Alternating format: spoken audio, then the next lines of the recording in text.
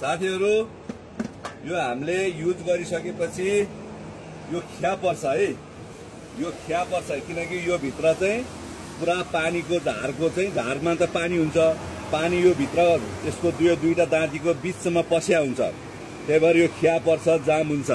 त्यसैले हामीले यो पेट्रोल टुटी मिसाको पेट्रोल हो हैन, यसरी ब्रस लाएर हामीले यसरी त्यो राख्ने बेलामा काम सकेपछि है, हाम्रो चाहिँ घाँस काट्ने काम सकेपछि चाहिँ यो दाँतीलाई चाहिँ मजाले यो पेट्रोलले यो सफा गरेर यसरी धोएर राख्नुपर्छ किनकि यसमा खिया नहोस् हैन, जाम नहोस्, पछि स्टार्ट गर्नलाई समस्या नहोस्।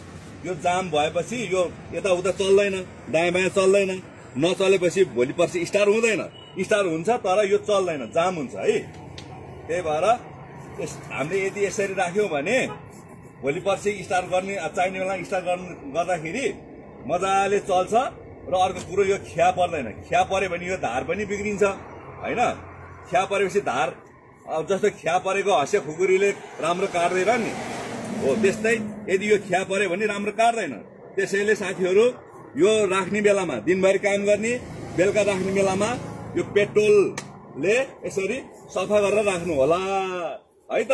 तपाईहरुको सामान सुरक्षित होस्, राम्रोसित कटोस् हैन र धेरै टिका होस् भनेर मैले यो सिकाउँदै छु हैन। यसरी चाहिँ भिजाएर यसरी चाहिँ धोएर राख्नुभयो भने अब तपाईको यो मेसिन जतिखेर चलाउँदाखेरि पनि जतिखेर चलाउँदाखेरि पछि हैन सरर चल्छ है। यसरी चाहिँ धोएर राख्नु, पेट्रोलले धोएर राखेपछि यो खिया पर्दैन है त साथीहरु।